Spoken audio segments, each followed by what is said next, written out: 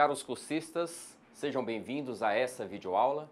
Eu sou o professor Marcos Caldeira e, como de costume, recomendo que em nossas aulas vocês estejam sempre preparados com papel e caneta na mão para quando surgir qualquer dúvida, vocês anotarem e depois apostarem no nosso fórum Tira Dúvidas.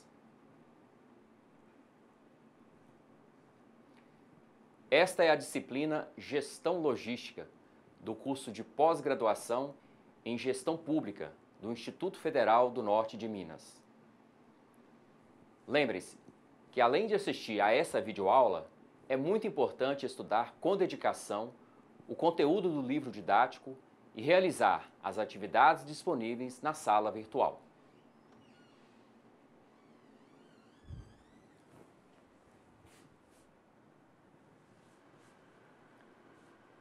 O conteúdo da disciplina é composto pelas seguintes unidades. Unidade 1, Introdução à Logística. Unidade 2, Atividades de Planejamento da Logística. Unidade 3, Atividades de Apoio Operacional da Logística. E a Unidade 4, Métodos quantitativos e ferramentas computacionais aplicadas à operacionalização da logística. Nesta videoaula, trabalharemos as unidades 3 e 4 da disciplina. Vamos iniciar abordando o tema Gestão de Compras. O termo compra pode ser definido como a aquisição de um bem ou de um direito pelo qual se paga um preço estipulado. O setor de compras de uma organização é responsável pelo ato de comprar, ou seja, cabe a esse departamento escolher os fornecedores aptos a vender os produtos e serviços necessários à organização, negociar preços e condições de compra, estabelecer contratos, elaborar ordens de compras e executar todos os procedimentos para o recebimento dos produtos e serviços comprados. E, por fim, pagar os produtos e serviços recebidos, sendo essa última atividade, muitas das vezes, delegada ao setor de contabilidade. O termo licitação é o procedimento ditado pela Lei de Licitações e Contratos Administrativos, por meio do qual a administração pública deve realizar o processo de compra. A licitação, regida por lei, tem por objetivo garantir que seja respeitado o princípio da isonomia e a garantia da escolha da proposta mais interessante para a administração pública, assegurando oportunidades iguais para todos os fornecedores. Além dos órgãos integrantes da administração direta, os fundos especiais, as autarquias, as fundações públicas, as organizações públicas, as sociedades de economia mista e as demais entidades controladas direta ou indiretamente pela União, Estados, Distrito Federal e municípios, são obrigados a licitar. As principais modalidades de licitação são as seguintes. Observe o esquema.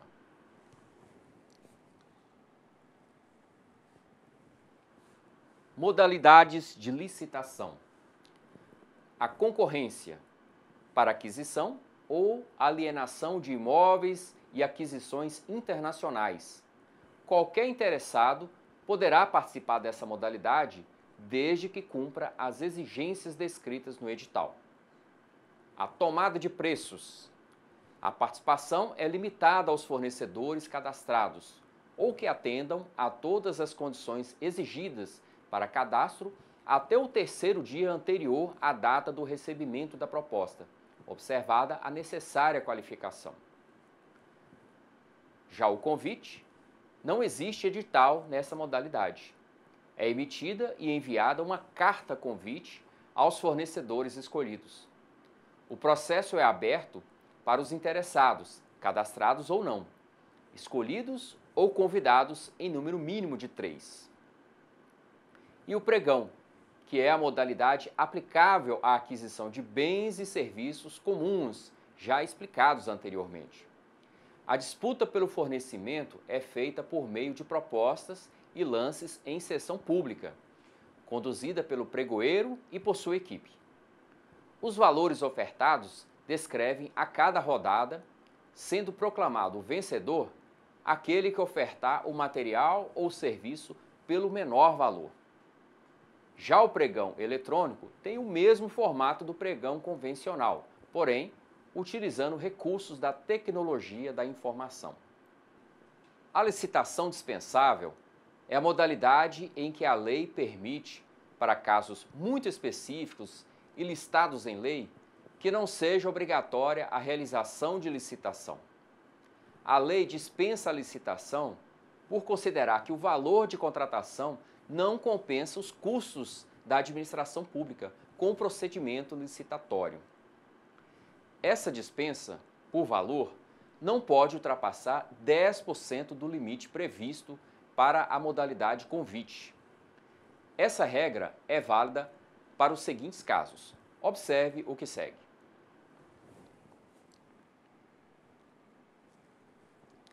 Dispensa de licitação, modalidade convite. Obras e serviços de engenharia, desde que não se refiram a parcelas de uma mesma obra ou serviço, ou ainda de natureza idêntica e no mesmo local, que possam ser realizadas conjunta e concomitantemente. E ainda, compras e outros serviços, desde que não se refiram a parcelas de um mesmo serviço, compra ou alienação de maior vulto e que possa ser realizada de uma vez somente. Os valores atuais que dispensam licitação são os seguintes. Observe.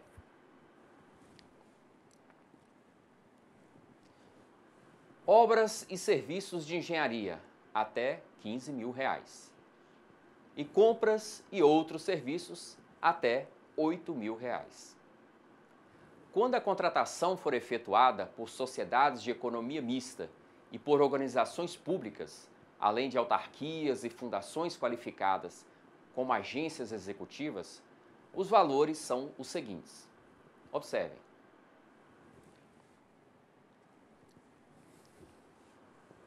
Obras e serviços de engenharia, até R$30 mil. Compras e outros serviços, até R$16 mil.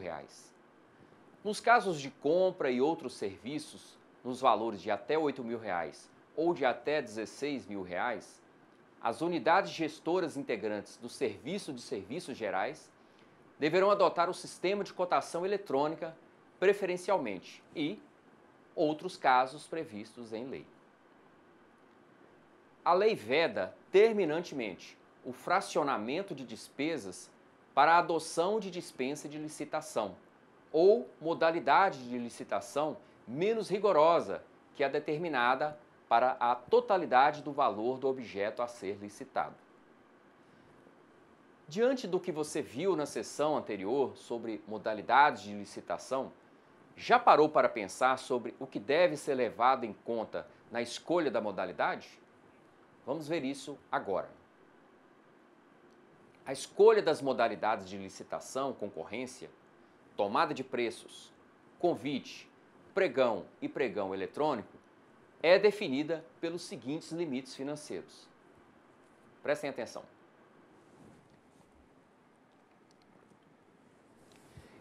Escolha de modalidades de licitação. A concorrência. Obras e serviços de engenharia acima de R$1.500.000 e compras e outros serviços acima de R$650 mil. Tomada de preços. Obras e serviços de engenharia acima de R$150 mil até R$1.500.000 e compras e outros serviços acima de R$80 mil até R$650 mil. Modalidade convite. Obras e serviços de engenharia acima de R$15 mil até R$150 mil e compras e outros serviços acima de R$8 mil até R$80 mil. E ainda o pregão e pregão eletrônico que não estão limitados a valores. Você saberia dizer qual é a diferença entre modalidades de licitação e tipos de licitação? Vamos aprender? O tipo de licitação não pode ser confundido com a modalidade de licitação. Tipo de licitação é o critério de julgamento utilizado pela administração pública para a seleção da proposta mais vantajosa. Modalidade de licitação é o procedimento a ser seguido. Os tipos de licitação mais utilizados para o julgamento das propostas são os seguintes. Observe. Tipos de licitação. Melhor preço. Critério de seleção em que a proposta mais vantajosa para a administração pública é a de menor valor, a de menor preço. É o tipo mais utilizado para compras e serviços de modo geral. Aplica-se também na aquisição de bens e serviços de informática quando a licitação é realizada na modalidade convite. Melhor técnica. Critério de seleção em que a proposta mais vantajosa para a administração pública é escolhida com base em fatores de ordem técnica. É o tipo usado exclusivamente para serviços de natureza predominantemente intelectual, em especial na elaboração de projetos, de cálculos de fiscalização, de supervisão e de gerenciamento e de engenharia consultiva em geral, e em particular para a elaboração de estudos técnicos preliminares e projetos básicos e executivos. E ainda, técnica e preço. É o critério de seleção em que a proposta mais vantajosa para a administração pública é escolhida com base na maior média ponderada, considerando-se as notas obtidas nas propostas de preço e de técnica. É o tipo obrigatório na contratação de bens e serviços de informática, nas modalidades tomada de preços e concorrência. Até aqui, você estudou aspectos importantes sobre a gestão de compras no âmbito das atividades de apoio operacional da logística. Vamos dar continuidade ao nosso estudo? Agora, você vai saber um pouco mais sobre a seleção de fornecedores. Vamos lá?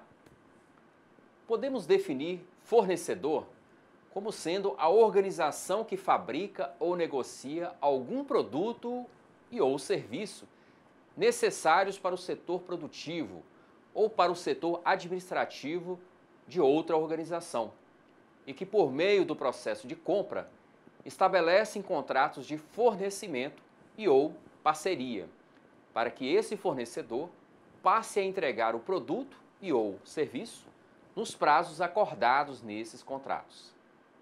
Assim, a seleção de fornecedores vem ganhando cada vez mais importância na organização, pois sem eles, as organizações deveriam produzir todos os produtos e ou serviços para o seu próprio processo produtivo, o que na grande maioria dos casos é impraticável.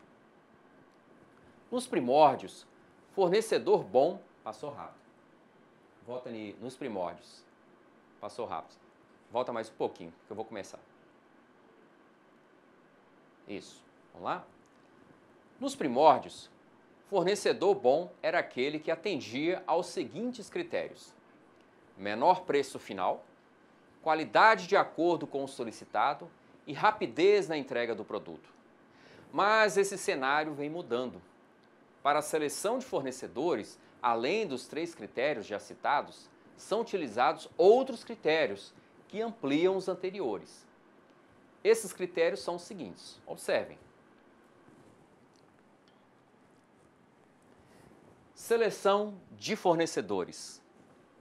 Qualidade adicional do produto, que vai além do mínimo exigido, mas que pode dar melhor resultado para a produção e para o produto produzido a partir dele. Serviço prestado pelo fornecedor no pós-venda, com peças de reposição ou treinamento. Confiabilidade dos prazos de entrega.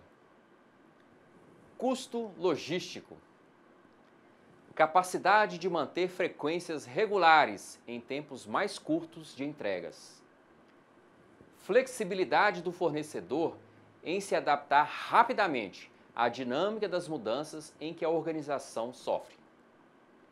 Investimentos em pesquisa e desenvolvimento, que podem resultar em produtos melhores com inovação tecnológica.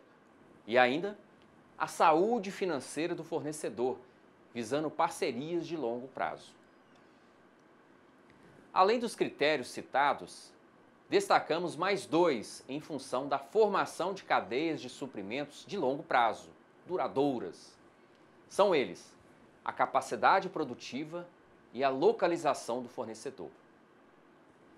A capacidade produtiva diz respeito à capacidade de um fornecedor continuar parceiro em um cenário de crescimento da organização, que está comprando seus produtos e seus serviços. Além disso, essa capacidade deve estar comprometida com os padrões de qualidade e de inovação já citados anteriormente. Podemos classificar a estratégia de compras baseados nos fornecedores. Assim, temos os seguintes modelos: Single Sourcing, Multiple Sourcing, Global Sourcing. Veja esses casos em detalhes.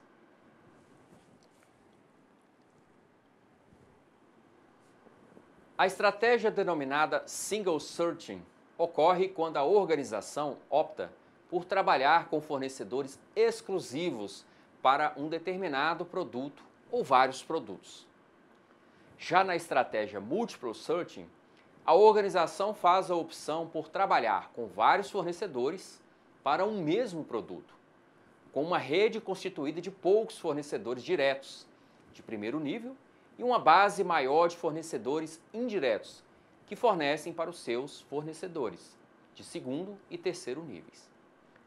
Na estratégia Global Sourcing, a organização opta por trabalhar com fornecedores internacionais, podendo fazer um mix de Global Sourcing com Single Sourcing ou Global Sourcing com Multiple Sourcing.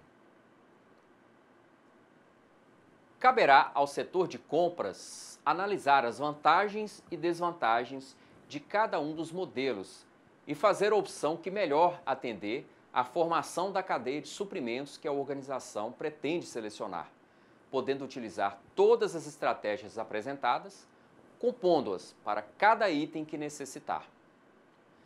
Podemos dizer que a avaliação dos fornecedores potenciais faz parte do processo de seleção de fornecedores, que é uma função chave do setor de compras e que é muito importante para o sucesso de qualquer organização. Então, lembre-se, a seleção de fornecedores precisa ser a mais acertada possível. Claro que o grau de incerteza é sempre grande, pois caso a escolha seja equivocada, as compras da organização podem não ser atendidas, conforme solicitado nos pedidos. E isso provoca uma quebra de produção abaixo da qualidade pretendida e assim por diante.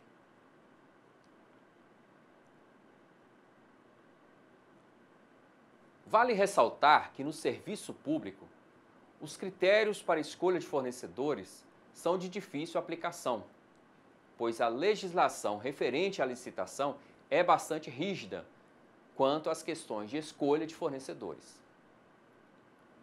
Agora que você já sabe o que a organização deve levar em conta no momento de seleção de fornecedores, vamos ver em que consiste a atividade de armazenagem de produtos em uma organização?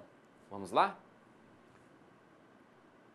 Iniciamos entendendo o conceito de armazenagem. Observe a explicação.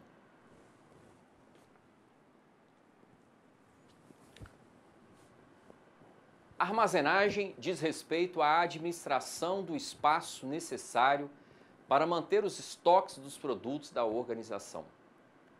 Ela envolve problemas como o dimensionamento de área, o arranjo físico, a recuperação do estoque, o projeto de docas ou de baias de atracação e a configuração do armazém. Além disso, os produtos para serem armazenados devem ser transferidos de veículos de transporte para dentro dos armazéns e vice-versa. Atualmente, os armazéns deixaram de ser considerados como locais de armazenagem e guarda de produtos, para se transformarem em elos fundamentais da rede logística nos centros de distribuição, com a importante função de facilitar a transferência de produtos ao longo da rede logística, desde o processamento do pedido até o seu recebimento pelos clientes da organização. Os armazéns, em geral, envolvem altos custos para sua construção, manutenção e operação. Por isso, eles impactam diretamente os custos de logística da organização. Os armazéns desempenham duas importantes funções na rede logística, mas vêm exercendo novas funções e se adaptando às novas tendências logísticas. Dentre as principais funções, destacamos a transferência ou transit point e o cross-docking. Observe a explicação. Funções do armazém. Transferência ou transit point. A transferência é uma das mais importantes e tradicionais funções desempenhadas pelos armazéns e atualmente é usada a denominação oriunda do inglês transit point. Na transferência, podem existir duas subfunções importantes, a consolidação e o fracionamento. Na consolidação, a carga é enviada de um ou de mais clientes ao armazém para a formação de um volume maior de carga, visando a redução de custo de transportes, sobretudo por meio do que se denomina fechar a carga, ou seja, lotar um veículo de transporte.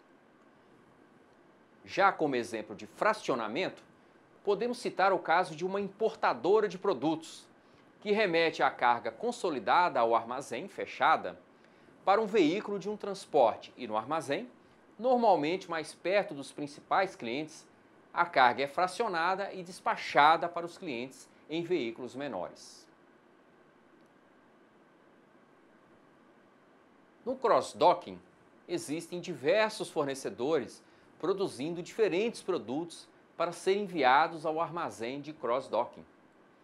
Nesse armazém, os diversos produtos recebidos são fracionados e reagrupados em pedidos de clientes, os quais contêm diversos produtos de diversos fornecedores.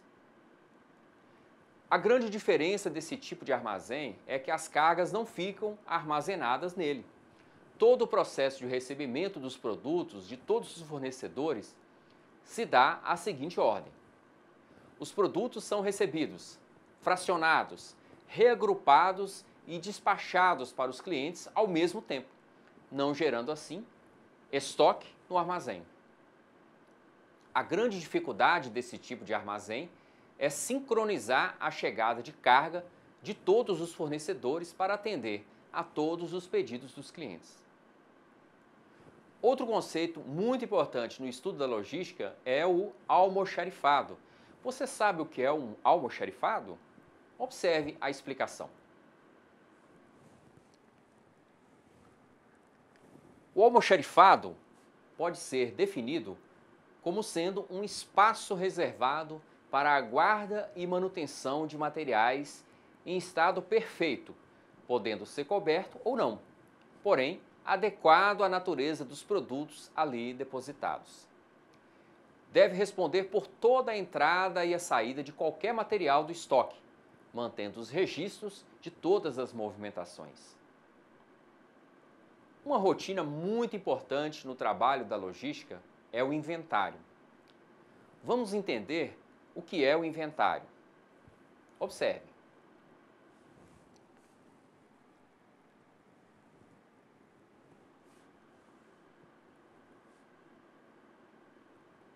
O inventário é a relação de todos os produtos que a organização guarda em seu estoque, como matéria-prima ou peças, ou partes para a produção, ou produtos acabados para a venda.